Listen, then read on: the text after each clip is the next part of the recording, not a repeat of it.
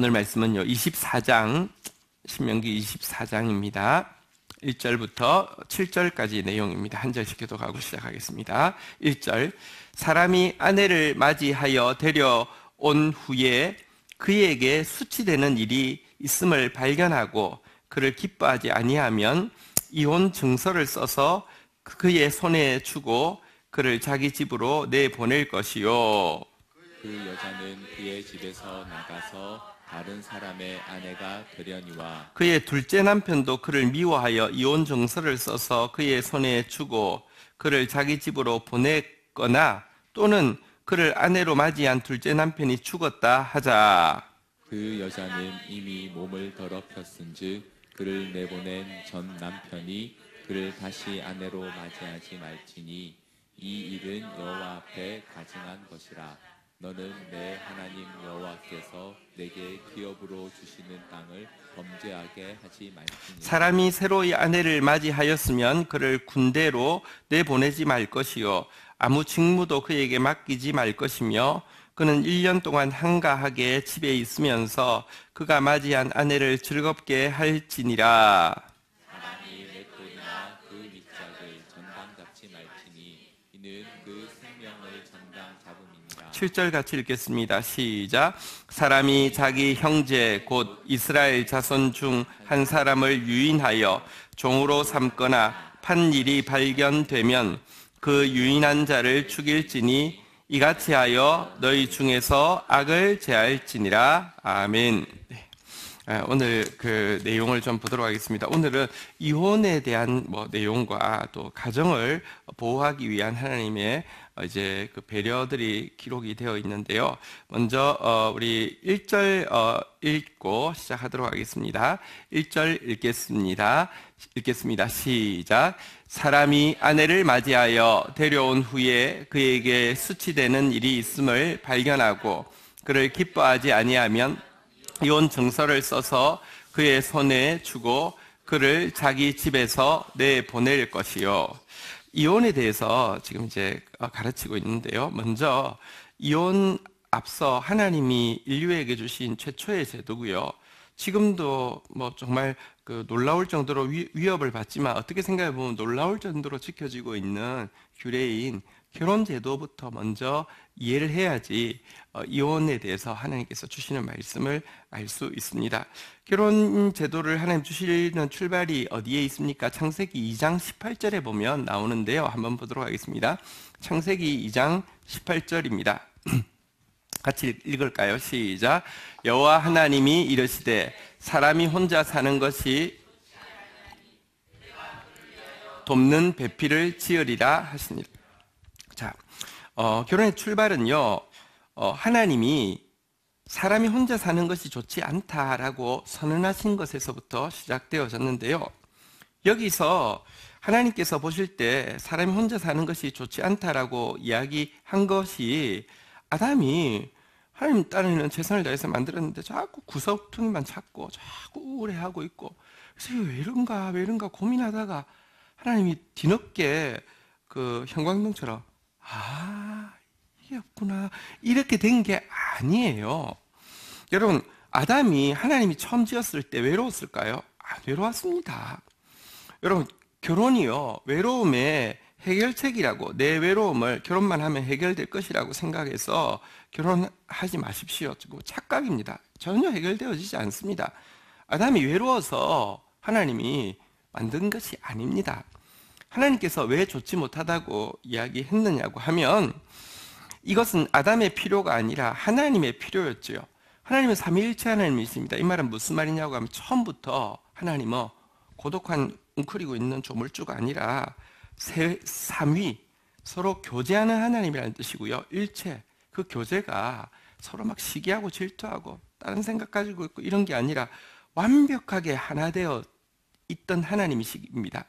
하나님은 교제의 기쁨을 너무 잘 아시고 하나됨의 행복의 얼마나 크신지 너무 잘 알고 계시기 때문에 이 아담을 만들고 나서 이 삼위일체의 이 기쁨 안으로 초청하고 싶어서 하나님께서 이렇게 이 결혼 제도를 주신 것입니다.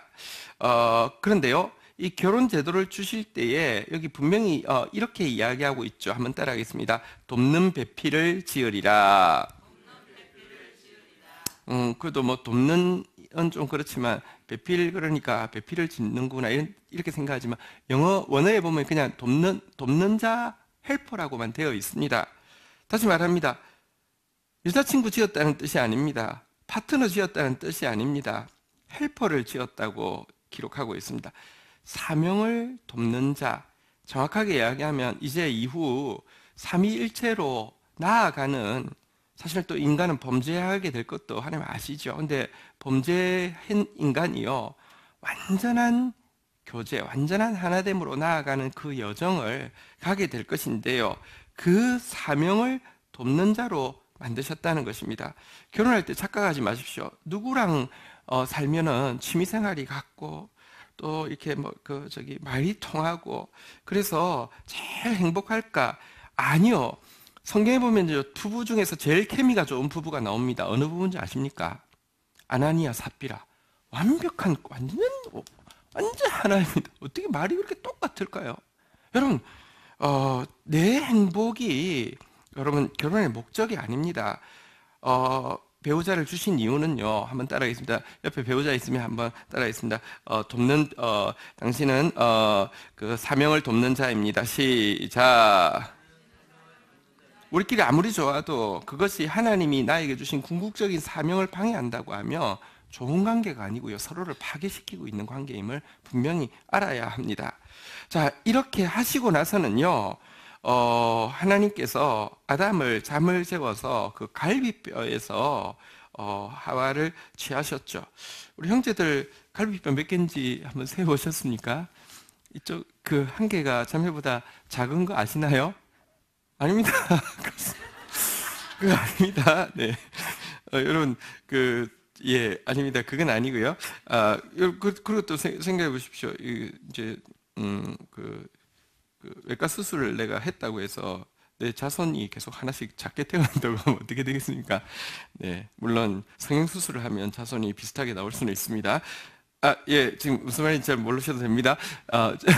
자, 어쨌든 잠들어 있는 아담의 갈비뼈를 취해서요, 이제 아내를 만들고 나서는요, 우리 창세기 2장 24절에 보면 이렇게 선언하시죠. 같이 한번 읽도록 하겠습니다. 읽겠습니다. 시작.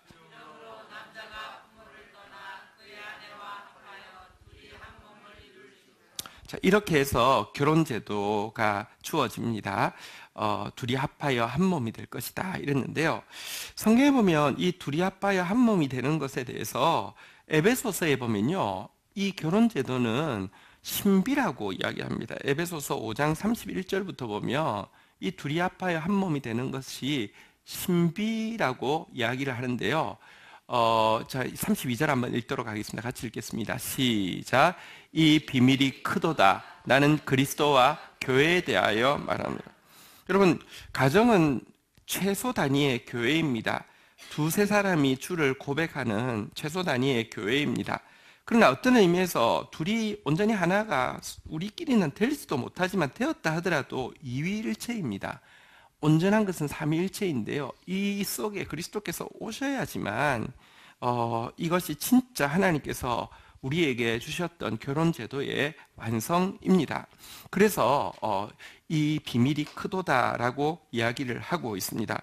왜 아담의 갈비뼈를 통하여서 하와를 만드셨느냐? 이것도 이미 예수 그리스도를 예표하고 있습니다.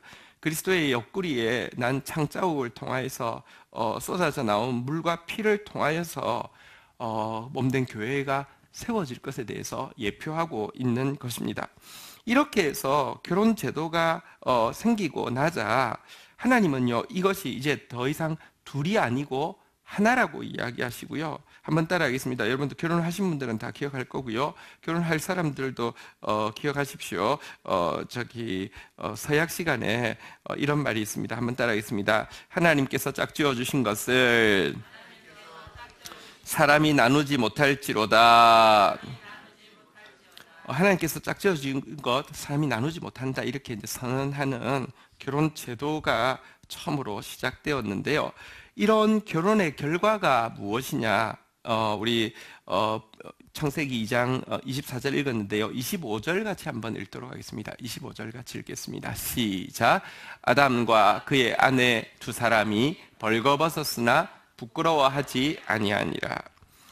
벌거벗었지만 부끄러워하지 않는 관계가 결혼을 통해서 시작되었다고 이렇게 이야기하고 있는데요. 결혼에 대해서 우리가 좀 알아야 될 것이 있습니다. 너무 혼자 외로우니까 결혼하면 외롭지 않을까요? 아까 제가 아니라고 했죠. 우리끼리 케미가 잘 맞으니까 우리가 결혼하면 행복하겠지. 그것도 아니라고 했죠. 결혼이란 진짜 완전한 하나됨, 삼위일체가 누리셨던 그 하나됨을 향해서 나아가는 여정인데요.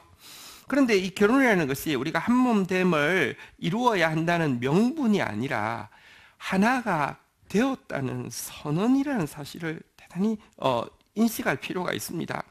한 몸됨의 이상을 향한 도전이 아니라 선물로서 한 몸됨을 획득된 지위로 주신 것이라는 사실을 알 필요가 있습니다. 한번 보십시오. 결혼을 하면 그때부터 이제 우리가 한번 한 몸됨을 우리 한번 이루기 위해서 노력해보자가 아닙니다. 다 부족합니다. 아무리 노력해도 사실은 우리만으로는 되지도 않습니다. 그런데요, 결혼하는 그 출발부터 벌거벗었으나 부끄러워하지 않는 관계, 다시 말하면 노력으로 증명할 필요가 없는 관계를 하나님께서 선물로 주셨다는 것을 알 필요가 있습니다. 세상에 노력으로 증명하지 않아도 되는 관계가 어디 있습니까? 동거하는 사람들이 있습니다. 동거 결혼보다 부담도 없고 편하다고 생각할 수 있죠.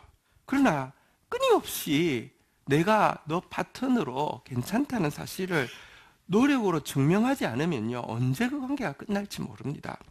그러나 결혼이라는 것은요, 사실 하나님이 주신 이미 한 몸이 되도록 노력해보라는 게 아니라 한 몸이 되었다는 선언이고요.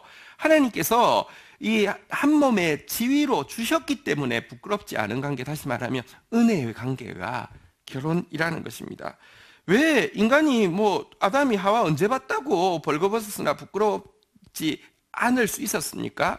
사실 인간의 결혼의 서약은요, 제가 첫날에도 이야기했지만 하나님이 우리와 맺고 있는 서약 관계에 작은 현현에 지나지 않습니다. 하나님이 우리와 견고한 서약 관계를 맺고 있기 때문에 우리는요, 노력으로 증명하지 않고도 누릴 수 있는 이 은혜를 받은 것입니다. 이것이 결혼이 우리에게 하나님께서 주신 축복인데요. 하나님과의 관계에 대해서 이렇게 이야기합니다. 이사야서 50장 1절 한번 읽어보도록 하겠습니다. 이사야서 50장 1절입니다. 같이 읽겠습니다. 시작. 나 여호와가 이같이 말하노라. 내가 너희를 어미를 내보낸 이혼 증서가 어디 있느냐? 내가 어느 체주에게 너희를 팔았느냐? 보라, 너희는 너희의 죄악으로 말미암아 팔렸고 너희의 어미는 너희의 배역함으로 말미암아 내 보냄을 받았느니라. 무슨 말이냐고 하면 너희 혹은 너희 어미는 우리 각 개인 혹은 지금은 이제 어미는 이제 나라, 이제 모국이라고 보통 이야기하죠. 이스라엘 이 나라가 지금 내가 이혼 증서를 써서 꼴도 보기 싫어서 쫓아낸 것이 아니라 너희가 지금 죄로 말미암아 반역으로 말미암아 별거하고 있는 단계이지, 나는 이제 하나님이 짝지어 준 거 사람이 나누지 못한다고 그랬는데 나는 너희를 내보낸 적이 없다라고. 하나님은 정말 서약에 신실하신 것입니다. 절대 여러분 우리의 죄도요, 궁극적으로는 하나님의 이 서약을 끊어낼 수가 없습니다. 죄가 있어도요, 진실하게 참회만 하면 도리어 하나님과 우리의 금술은 더 좋아지는 정도로 하나님은 우리를 향해서 신실한 언약 관계를 가지고 있고요. 이 축복이 결혼에 흐르도록 은총을 베풀어 주셨다는 것입니다. 물론 그런 이 하나님과의 결혼 관계에 현현이 우리의 결혼 관계이기 때문에요. 결혼에서 제일 중요한 것은 다시 이야기하지만 우리끼리 얼마나 케미가 잘 맞느냐, 우리끼리 얼마나 행복하냐가 아닙니다. 신실함이 결혼의 최고 가치라는 것을 우리가 인식하고 있어야 하고요. 여기 형제 자매들 결혼하기 전까지는 최선을 다해서 점검하십시오. 신중하게 결정하십시오. 그러나 결혼한 이후에는요, 하나님이 우리를 버리지 않는 것처럼 신실함을 지키는 것이 결혼의 핵심인 것을 분명히 아시기를 주의 이름으로 축복합니다. 자, 그런데요, 이처럼 결혼을 하나님께서 주신 제도인데요, 오늘 본문으로 가보니까 이혼에 대해서 이야기하고 있습니다. 결혼을 하나님이 주신 사람이 나눌 수 없는 것, 또 결혼을 하나님이 주신 하나님의 신실함에 대한 한 증거로 주신 언약, 이 은혜 관계라고는 이야기하지만 현실적으로 하나님은 이혼을 이렇게 허락하시는 내용이 오늘 본문에 나오고 있습니다. 오늘 본문으로 다시 가볼까요? 24장 1절에 보니까요, 여기 보니까 한번 따라하겠습니다. 수치되는 일이 있음을 발견하고 그를 기뻐하지 아니하면, 수치되는 일을 발견했다. 그래서 그것이 도저히 기쁘지 않다라고 되어 있는데요. 여기서 이야기하는 것은 궁극적으로는 간음죄는 아닙니다. 왜냐하고 하면 간음죄가 있으면 우리가 첫날 본 바대로 그 당시는요, 이 성적인 타락이 가득한 성이 신이 되어 있는 가나안 땅에 들어가기 때문에 그것으로부터의 분리를 위해서요, 돌로 쳐서 죽이라고 돼 있을 정도였으니까 간음죄는 아니라 할지라도 결혼 생활에 중대한 문제가 될 수 있는 성격 혹은 습관 혹은 질병, 여기에 결함이 도저히 내가 감내할 수 없고 기쁘지 않다고 하면은 여기 이혼 증서를 써서 이렇게 주라고, 말로 해서는 안 되고 정확하게 이혼 증서를 써서 돌려 주라고 이야기하고 있고요. 그런데 이 이혼 증서를 받은 사람은 어떻게 됩니까? 2절 한번 같이 읽도록 하겠습니다. 읽겠습니다. 시작. 그 여자는 그의 집에서 나가서 다른 사람의 아내가 되는, 이 이혼 증서를 통해서 나한테는 기쁘지 않지만 이것이 또 다른 사람에게는 전혀 문제가 없을 수 있으니까 새로 출발할 수 있도록 이렇게 이제 현실적인 재혼할 수 있는 길을 열어주신 것이 지금 이제 이 모세의 율법에 나와 있습니다. 자, 그런데 신약 시대에 예수님께 바로 이 수치되는 일로 인해서 이혼 증서를 주라고 하는 바로 이 구절을 가지고 바리새인들이 베레아라는 지역에 예수님이 가셨을 때 질문을 했죠. 사람이 어떤 이유가 있으면 그 아내를 버리는 것이 옳으니까? 라는 질문을 했습니다. 대단히 의도적인 질문입니다. 왜냐하고 하면 베레아는 어떤 곳이냐고 하면 아내와 이혼하고 동생의 아내와 재혼을 했던 헤롯 안디바라는 사람에게 세례 요한이 책망했을 때 이 신실함을 지키지 못한 것에 대해서 책망했을 때 목베어 죽인 바로 그 헤롯 안디바가 통치하고 있는 통치 구역이었는데요. 여기서 이 질문을 한 것은 다분히 이제 헤롯 안디바에게 세례 요한을 죽였던 것처럼 헤롯 안디바를 하기 위함이었고요. 또 한 가지는 당시에 교리 논쟁이 굉장히 심한 논쟁이 뭐냐고 하면 이혼에 대한 것이었습니다. 무엇이 수치스러운 일인가? 그래서 보수적으로 생각하는 학자들은요, 말하자면 모세의 이야기는 이 수치스러운 일이라는 것이 음행을 이야기한다. 그러니까 음행은 돌로 처리하고 돼 있긴 있지만 음행을 이야기한다. 다시 말하면 이혼하지 말라는 데 방점이 있다. 이렇게 해석하는 사람이 있는가 하면, 이쪽에서는요, 수치스러운 일이라는 것은 예를 들면 아내가 음식을 태웠다. 아니면 아내가 목소리를 크게 해서 옆집 사람들이 그 집 아내 목소리 참 대포 소리 같네, 이런 소리를 들었다. 기분 나쁘다. 이러면 이렇게 이것도 수치스러운 일이다, 이렇게 포함시킬 수 있느냐? 그러니까 남편이 재량권을 가지고 마음껏 할 수 있느냐, 아니면 하지 말라는 말이냐, 이것 가지고 굉장히 치열한 논쟁이 있었습니다. 이 교리 논쟁 가운데 빠뜨리면, 논쟁에 들어가면요, 적이 생기게 돼 있고요. 항상 이렇지 않습니까? 의도를 가지고 질문을 한 것인데요. 여기에서 예수님께서 이 질문에 대해서 답변한 바는 무엇입니까? 한번 보겠습니다. 마태복음 19장 5절, 6절 이제 우리 한번 읽도록 하겠습니다. 교도록 하겠습니다. 말씀하시기를 그러므로 사람이 그 부모를 떠나서 아내와 합하여 그 둘이 한 몸이 될지라 하신 것을 읽지 못하였느냐? 6절 같이 읽겠습니다. 시작.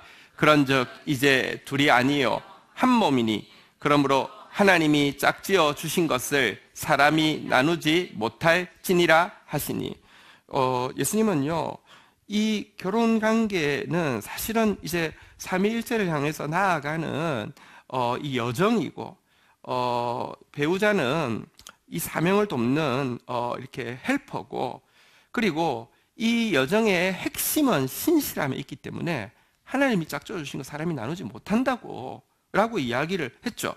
그러자 바리새인들이 그러면 어찌하여서 모세가 이혼 정서를 써서 주어서 버리라 명하였나이까? 라고 되물었습니다. 그때 예수님께서 이렇게 답을 하시죠. 19장 8절, 9절 교독을 하도록 하겠습니다. 예수께서 이르시되 모세가 너희의 마음의 완악함 때문에 아내 버림을 허락하였거니와 본래는 그렇지 아니하니라. 9절 읽겠습니다. 시작.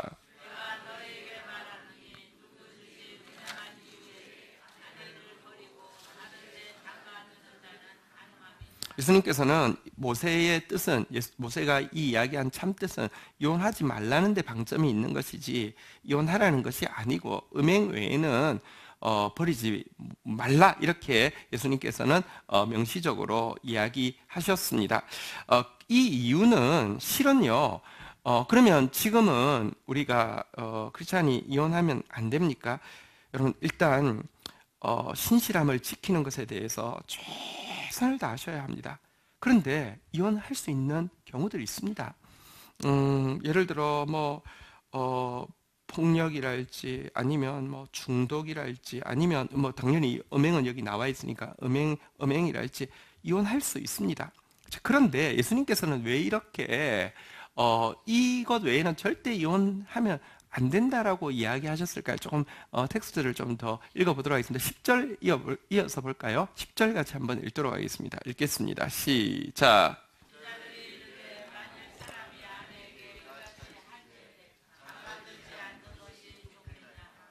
네, 여러분 이 말을 이 부정의 그 음행 외에는 이혼할 수 없다고 하니까 예수님 제자들인데도요.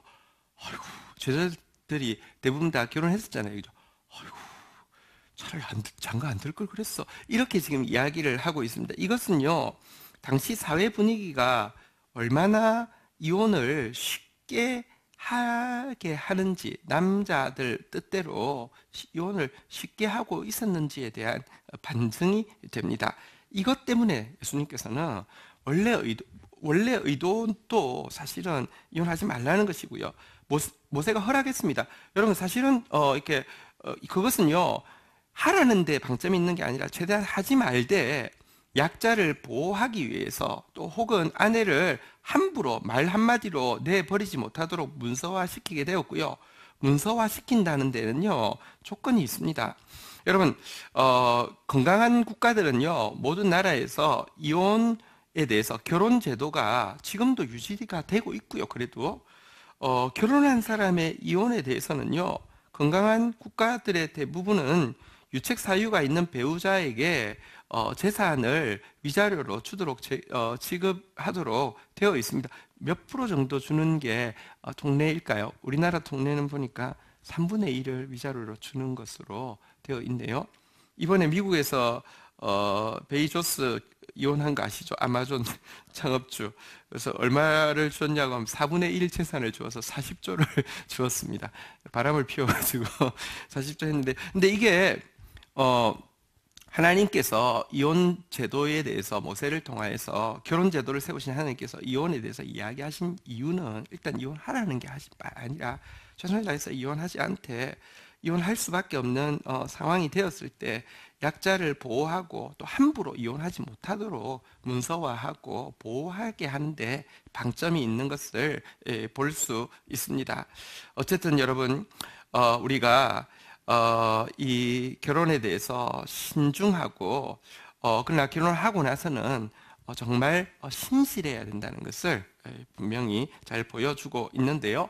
자, 그런데 이처럼 모세가 이혼에 대해서 불가피하게 허용했지만 허용했어도 절대로 다시 안 되는 결혼에 대해서 금지하고 있는 내용이 3절, 4절에 나옵니다. 한번 확인해 볼까요?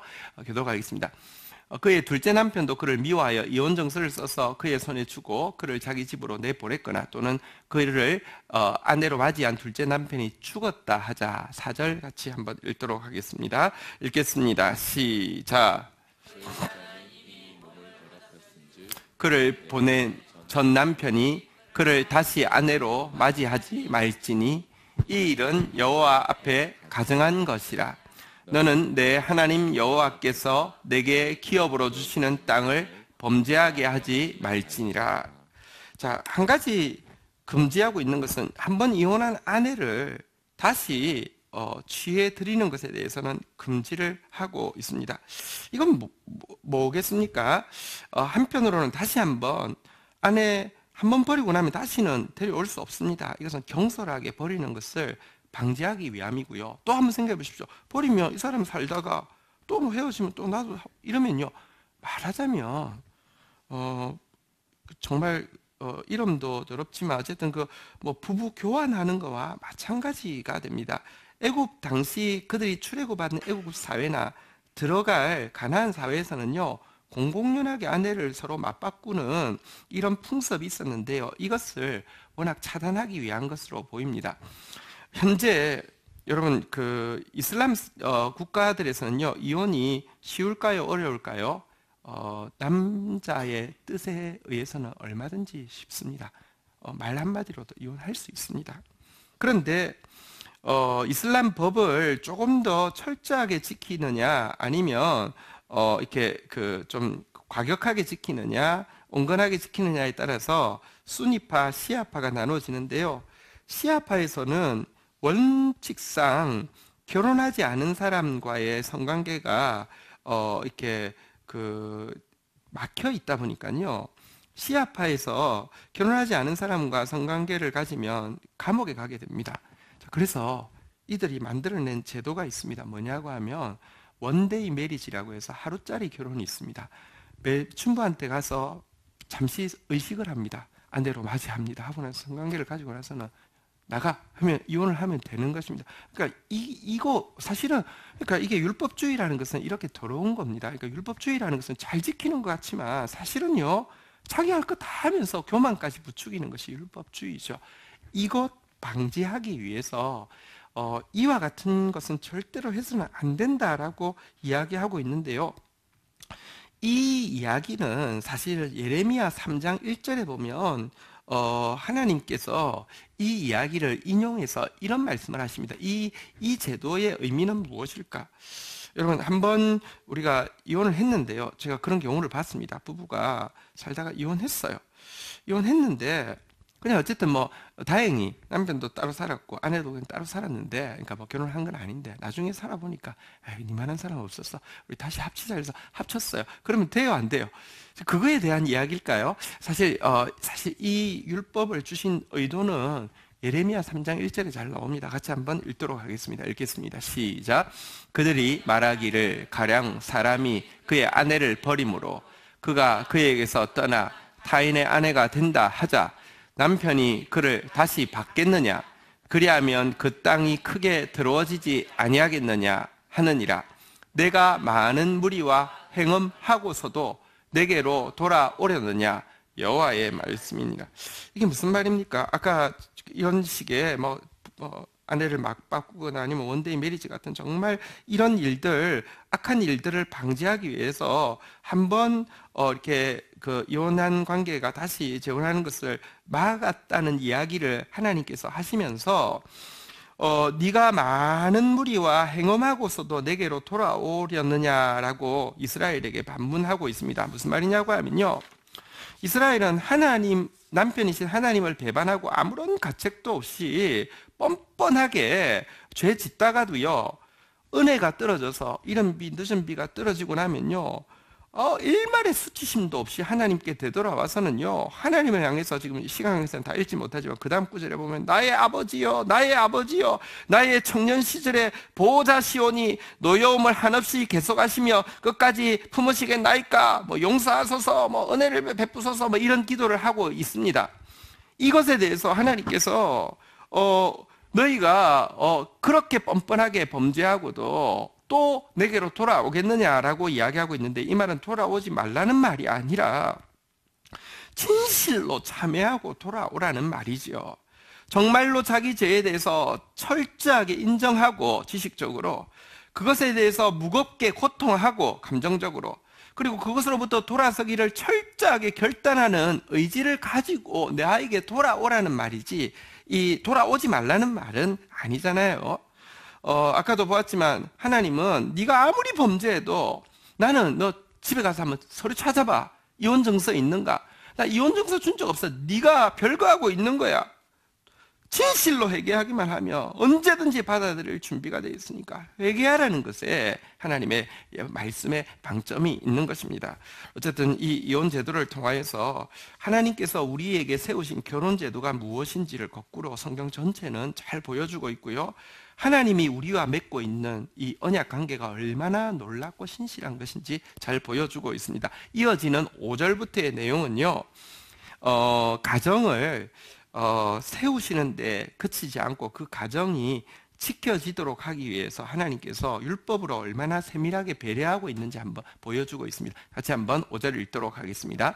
읽겠습니다. 시작. 사람이 새로이 아내를 맞이하였으면 그를 군대로 내보내지 말 것이요, 아무 직무도 그에게 맡기지 말 것이며, 그는 1년 동안 한가하게 집에 있으면서 그가 맞이한 아내를 즐겁게 할지니라. 이스라엘에서는요, 이 율법에 규정이 되어 있고요, 여러 번 나와 있습니다. 새로 결혼한 사람은요, 전쟁이 나도 군대에 보내지 말라고 되어 있습니다. 1년 동안은.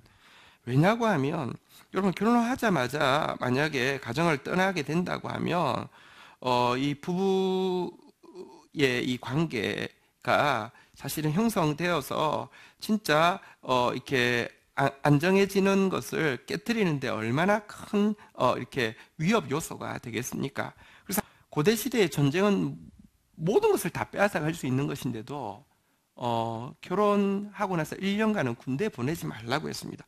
이때가 여러분 지금으로부터도 3,500년 전인데요.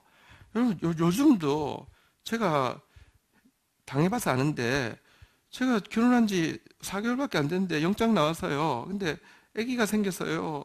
저 나이도 28살이어서 제가 시험 쳐서 장교로 가려고 준비하고 있었는데 결혼도 했는데 봐주면 안 됩니까? 알짤 없습니다. 가지고 여러분 지금도 안 되는데 그 당시에도 여러분 이렇게까지 세밀하게 보호를 하고 있는 것을 성경은 보여주고 있습니다. 어쨌든 하나님은요, 얼마나 세밀하게 우리를 돌아보시는지를 잘 보여주고 있는 내용이고요. 6절 같이 한번 읽도록 하겠습니다. 읽겠습니다. 시작. 사람이 맷돌이나 그 윗짝을 전당 잡지 말지니 이는 그 생명을 전당 잡음. 신혼부부는 가난합니다. 그리고 가난해도 됩니다. 우리 청년들 진짜 하나님께서 주신 배우자라는 약속이 있으면 너무 현실 막 걱정하지 마시고요. 저는 군대 가 있을 동안에 우리 때는 월급도 별로 없었어요. 예, 그렇지만 결국 하나님께서 또 결혼하는 게 하나님 뜻이었으면 또 살 수 있도록 아무 생활 대책이 없었는데 살 수 있도록 또 하나님 해주셔요.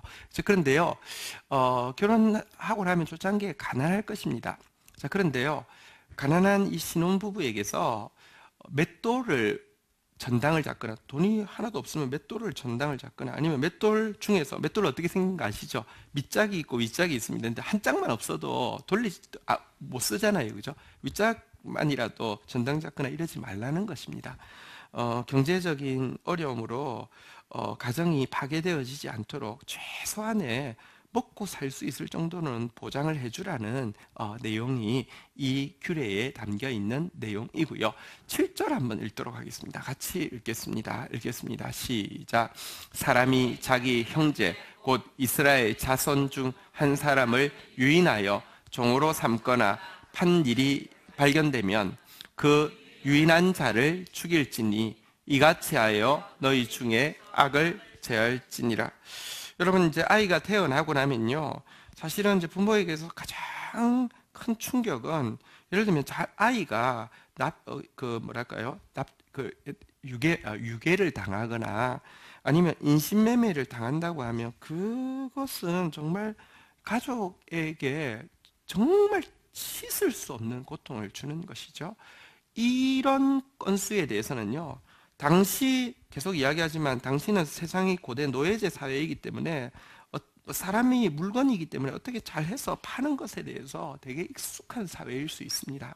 그러나 이스라엘 사회에서는요, 이와 같은 유괴나 인신매매에 대해서는요, 이스라엘 사회는 상대적으로 여러분들 당시 고대법을 보면 고대 사회들은요, 도둑질해도 죽이거나 뭐 이런 식이 되어 있습니다.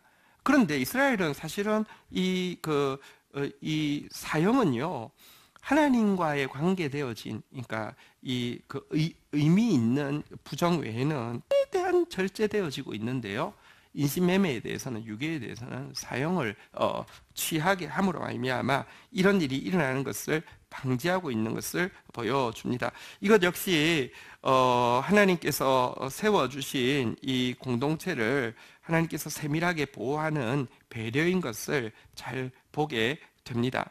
여러분, 우리가 하나님의 뜻 가운데 있으면 하나님은요, 그냥 말씀만 하실 뿐 아니라 세밀하게 배려하시는 하나님이십니다. 그것이 하나님의 사랑입니다. 오늘도 이 약속이 있기 때문에 또 우리는 하나님 앞에 나아가서요, 이렇게 기도할 수 있고요. 또 이미 우리에게 이와 같은 지위와 이와 같은 선언을 주셨기 때문에 은혜 안에서 당당하게 두려움 없이 그 은혜를 누릴 수 있게 된 것입니다. 우리 함께 그 하나님 앞에 나아가서 찬양하고 기도로 간구하며 나가도록 하겠습니다. 자리에서 일어서시겠습니다. 주 신실하심 놀라워, 우리 같이 그분의 신실하신 사랑에 대해서 찬양하고 고백하고 또 간구하며 나가도록 하겠습니다.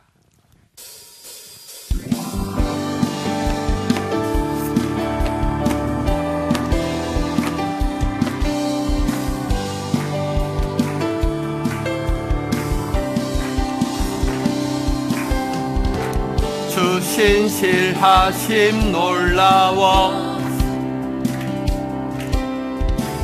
죄인의 마음 흔드네 자비의 물가로 인도하시니 하나님이 짝지어 주신 것 사람이 나누지 못하고요, 삼위일체로의 초청을 사람이 끊을 수 없습니다. 주여 기여하소서.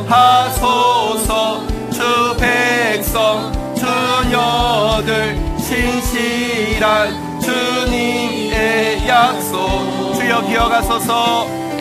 주여 기여하소서. 주 백성 자녀들 신실한 주님의 약속. 주님의 은혜 내게 넘치네. 나를 향한 주 은혜. 공의와 사랑 놀라워 약한 자 들어서시네. 구원의 노래로 인도하시니 만 백성 함께 찬양해. 주여 기여하소서. 주 백성 자녀들 신실한 주님의 약속. 주님의 은혜